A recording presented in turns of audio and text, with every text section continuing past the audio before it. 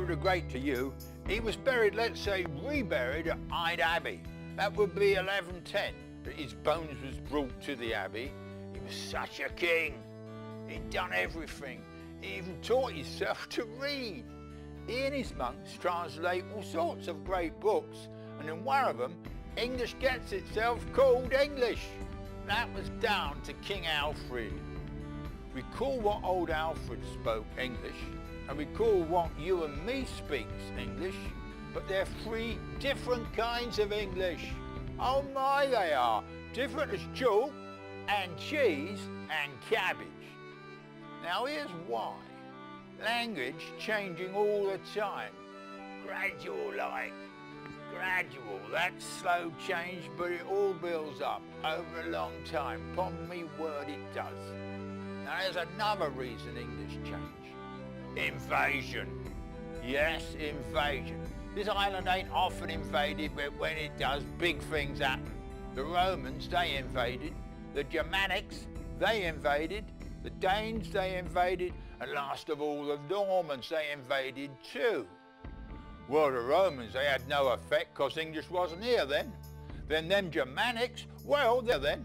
Then them less, them's the ones brung English here. The Danes, fierce people, they makes the difference, they spoke Norse, but that ain't so far from English.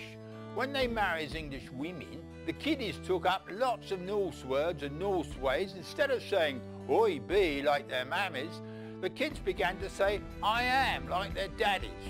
Well, you say, I am, so there it is. You talk like a Dane.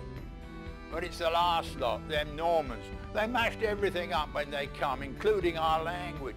They left English in a right state. There wasn't that many Normans, or Frenchers as we might call them, because French is what they spoke. They wasn't many, but they was in charge, see? In the castle, in the church, in the court, all at the top. So everybody who wants to get on, well, they start to learn a bit of old French. English began to change, rapid. We've took 10,000 words from them Frenches.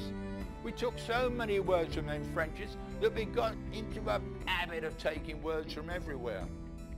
Most of all from Latin, not from them Romans, but from the monks and the learned people. You've got 20,000 words from Latin in your top table scholar talk. Talk about changes. English ain't what it used to be, not by a long chalk. Now, here's a question. Old Alfred, he was a Saxon. He weren't no Angle, but his language be called English, or Anglish as you might say. Now why is that? Why didn't he call his language Saxish?